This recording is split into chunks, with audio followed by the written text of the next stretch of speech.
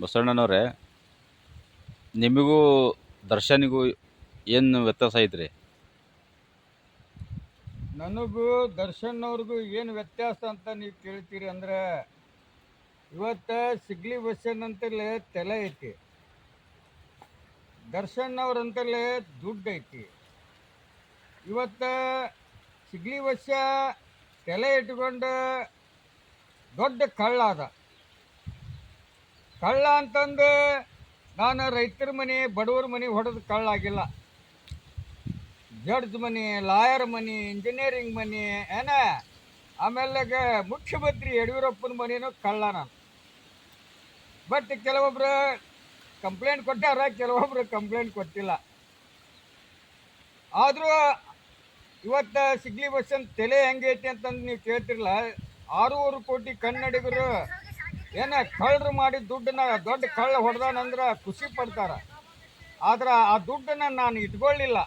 ಆ ಬಂಗಾರನ 80 kg ಬಂಗಾರ ಕದ್ರನ ಆ ಬಂಗಾರ ನಾನು ಇಟ್ಕೊಳ್ಳಿಲ್ಲ.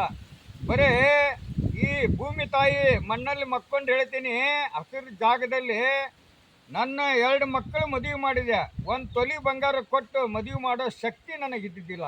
ಯಾಕಂದ್ರೆ ಇವತ್ತು ಅವಾಗ ಎಷ್ಟೋ ಮಕ್ಕಳಿಗೆ ಫೀಸ್ ಇಲ್ಲ ಅಂದರೆ ನಾನು ಕಟ್ಟಿದಂಥ ದಾಖಲೆ ಐತಿ.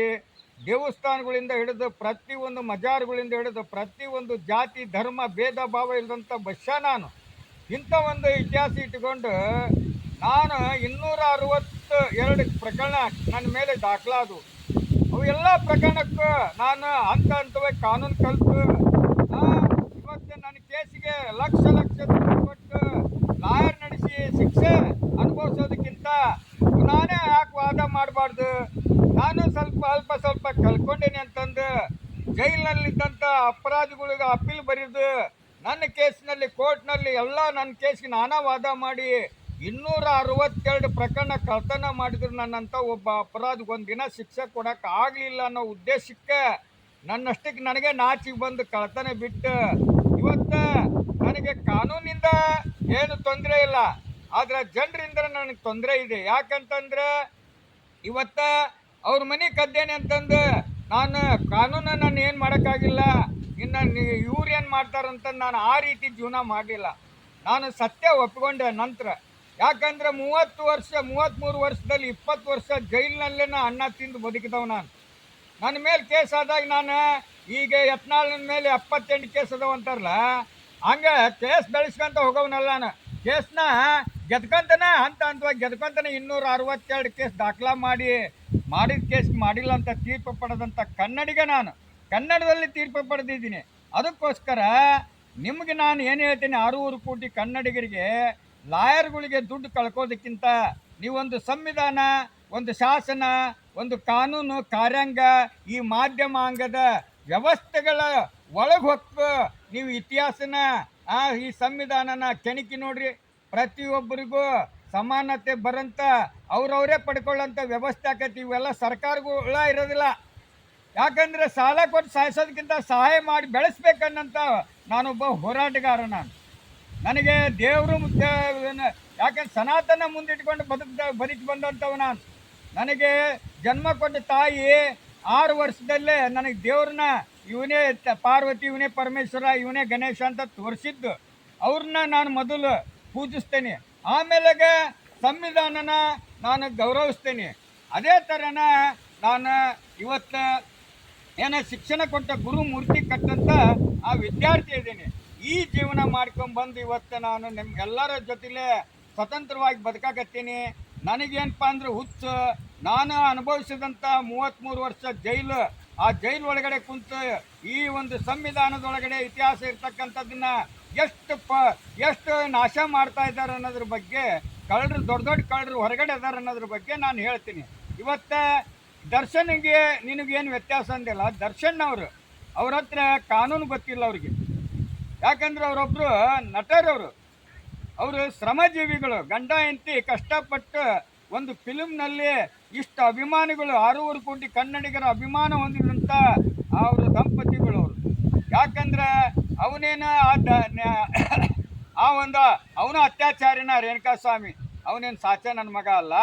ಇವತ್ತು ಅತ್ಯಾಚಾರಿಗಳನ್ನ ಎಷ್ಟೋ ಪೊಲೀಸ್ನವ್ರು ಎನ್ಕೌಂಟರ್ ಮಾಡಿ ಸಾಯಿಸ್ತಾರೆ. ಹಂಗೆ ದರ್ಶನಿಗೆ ಆ ಟೈಮ್ನಲ್ಲಿ ಏನಾದರೂ ಸಿಟ್ಟು ಬಂದು ಅವನ ಆ ಕೊಲೆದೊಳಗಡೆ ಭಾಗ್ಯ ಆಗಿರ್ಬೋದು. ಅವನ ಅಪರಾಧಿ ಅಂದ್ರೂ 6 ಕೋಟಿ ಕನ್ನಡಿಗರು ಕೈ ಬಿಡಬೇಡ್ರಿ ಅವನ್ನ. ಯಾಕಂದ್ರೆ ಮನುಷ್ಯ ಬಿದ್ದು ಹೇಳ್ಬೇಕಂತ, ಎದ್ದು ಬೀಳಬಾರ್ದು. ಇವತ್ತು ದರ್ಶನ ಎದ್ದು ಬಿದ್ದಿದ್ದಾನ, ಈಗ ಅವನು ಎದ್ನಂದ್ರೆ ಅವನು ಮತ್ತೆ ಯಾರ ಕಡೆಯಿಂದನೂ ಬಿಳ್ಸಕ್ಕಾಗೋದಿಲ್ಲ. ಯಾಕಂದ್ರೆ ಜೈಲ್ ಒಳಗಡೆ ದರ್ಶನ್ ಅವ್ರನ್ನ ಎಷ್ಟು ದಿವಸ ನೀವು ಅಲ್ಲಿ ಇಡ್ತೀರಿ, ಅಷ್ಟು ಕತೆಗಳು ಅವನ ತಲೆಯಲ್ಲಿ ಬರ್ತಾವೆ. ಯಾಕಂದ್ರೆ ಇಷ್ಟು ವರ್ಷ ಪಿಕ್ಚರ್ ಮಾಡಿ ಇಷ್ಟು ಜನ ಅಭಿಮಾನ ಹೊಂದಿದಂಥ ದರ್ಶನ್ ಅವರ ಜೈಲ್ ಅನುಭವದಲ್ಲಿ ಕೋರ್ಟ್ ವ್ಯವಸ್ಥೆ, ಕಾನೂನು, ಈ ಸರ್ಕಾರದ ವ್ಯವಸ್ಥೆ, ಮಾಧ್ಯಮಗಳ ವ್ಯವಸ್ಥೆ, ಈ ಪೊಲೀಸ್ ವ್ಯವಸ್ಥೆ ಯಾವ ರೀತಿ ಹಲ್ಕ ಸ್ಥಾನದಲ್ಲಿ ಒಯ್ತಾ ಇದ್ದಾರೆ ಜನರನ್ನ ಅಂತ ಅನ್ನೋದ್ರ ಬಗ್ಗೆ ಅವನು ತಿಳ್ಕೊಂಡು ಒಂದೊಂದು ಪಿಕ್ಚರ್ ಮಾಡಿದ್ರನ್ನ ಇಡೀ ದೇಶನ ಕೊಂಡ್ಕೊಳ್ಳೋಷ್ಟು ಆಸ್ತಿ ಆ ದರ್ಶನ್ ಅವ್ರು ಮಾಡ್ತಾರೆ. ಅವ್ರಿಗೆ ಶಿಕ್ಷೆ ಆದ್ರೂ ನಾವು ಕೈ ಬಿಡಬಾರ್ದು. ಅವ್ರು ನಿರಪರಾಧಿ ಆದ್ರೆ ಇಡೀ ಅವ್ರಿಗೆ ಈ ಮಾಧ್ಯಮಗಳು, ಈ ಕೆಲವೊಂದು ಪೊಲೀಸ್ ವ್ಯವಸ್ಥೆಗಳು ಇವೇನು ಹಕ್ಕಿಗೆ ಧಕ್ಕೆ ಕೊಟ್ಟಿದಾರ, ಅದರದ್ದು ಮಾನನಷ್ಟ ಮೊಕದ್ದಮೆ ಹಾಕಿ ಅವ್ರಿಗೆ ಅದಕ್ಕೆ ತಕ್ಕ ಶಿಕ್ಷೆ ಕೊಡೋಂಥ ಹೋರಾಟನೂ ನಾನು ಮಾಡ್ತೀನಿ.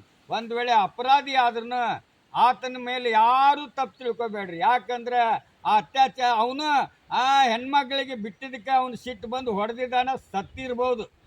ಅದೇ ಥರ ಪೊಲೀಸ್ನವರು ಆಂಧ್ರದಲ್ಲಿ 4 ಮಂದಿನ ಎನ್ಕೌಂಟ್ರ್ ಮಾಡಿ ಸಾಯಿಸಿದ ಆಫೀಸರ್. ಯಾಕಂದ್ರೆ PC ಕಸ್ಟಡಿಯಿಂದ JC ಕಸ್ಟಡಿಗೆ ಹೋಯ್ದ್ರಿ ಇವರು. ಒಯ್ದವನ್ನ ತೊಗೊಂಬಂದು ಎನ್ಕೌಂಟ್ರ್ ಮಾಡಿ ನಮ್ಮ ಮೇಲೆ ಸಾಯ್ಸಾಕ್ ಬಂದ ನಾವು ಹೊಡೆದು ಕೊಂದ್ವಿ ಅಂತ ಪೊಲೀಸ್ನವರು. ಇಂಥ ನಕಲಿ ಎನ್ಕೌಂಟ್ರ್ ನಿಲ್ಲಬೇಕು, ನಕಲಿ ಕೇಸ್ ಹಾಕೋದು ನಿಲ್ಲಬೇಕು. ಕತೆಗಾರನೂ ಸರಿ ಇಲ್ಲ.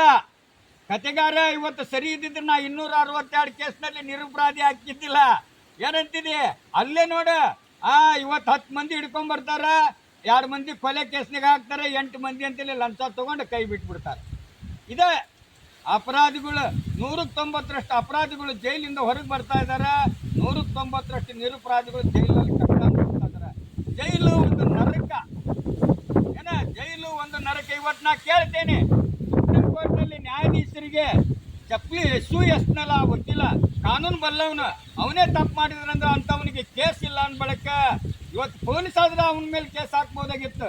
ಅದಕ್ಕೆ ದೂರದಾರನಿಗೆ ಮನಸ್ಸಿಲ್ಲ ಅಂದ್ರೆ ಪೊಲೀಸ್ನವರು ಅವನ ಮೇಲೆ ಕೇಸ್ ಹಾಕ್ಬೋದಾಗಿತ್ತು. ಜಡ್ಜ್ ಸಾಕ್ಷಿನ ನಡೆಸಬಾರ್ದು, ಸ್ಪಾಟಲ್ಲೇ ಅವನಿಗೆ ಶಿಕ್ಷೆ ಕೊಡಬೇಕು. ಅಂಥ ಅಪರಾಧ ಮಾಡಿದಂಥ ನನ್ನ ಮಕ್ಕಳಿಗೆ 60 ಕೋಟಿ ಜನಾರ್ದನ್ ರೆಡ್ಡಿ ಅಂತಲೇ ಲಂಚ ತಿಂದು ಜೈಲಿಗೆ ಹೋಗಿ ಬಂದಂಥ ಜಡ್ಜ್ಗಳು ನನ್ನ ಮಕ್ಕಳಿಗೆ ಶಿಕ್ಷೆ ಇಲ್ಲ. ಅದೇ ಥರ ಸಂವಿಧಾನನ ಬಾಬಾ ಸಾಹೇಬ್ ಅಂಬೇಡ್ಕರ್ ಫೋಟೋ ತೆಗಿಸಿ ಅಂಬೇಡ್ಕರ್ ಫೋಟೋ ತೆಗಿಸಿ ಧ್ವಜಾರೋಹಣ ಮಾಡಿದಂಥ ರಾಯಚೂರು ಜಿಲ್ಲಾ ಸೆಷನ್ ನ್ಯಾಯಾಧೀಶ ಮಲ್ಲಿಕಾರ್ಜುನ ಗೌಡ ಇಂಥವ್ರಿಗೆಲ್ಲ ಗೌರವ ಕೊಡಂಗಿಲ್ಲ. ನನಗೆ ಬಡವರನ್ನ ಎತ್ತಿಡಂತ ಬಸವಣ್ಣನ ಮಗನ ಗೋ ಹತ್ಯೆ ನಿಷೇಧನ ಆಗಬೇಕು, ಸಂವಿಧಾನ ಫಾಲೋವರ್ಸು ಬೆಳಿಬೇಕು. ಜೈ ಹಿಂದ್, ಜೈ ಕರ್ನಾಟಕ, ಜೈ ಕನ್ನಡ, ಜೈ ಶ್ರೀರಾಮ್, ಜೈ ಭೀಮ್.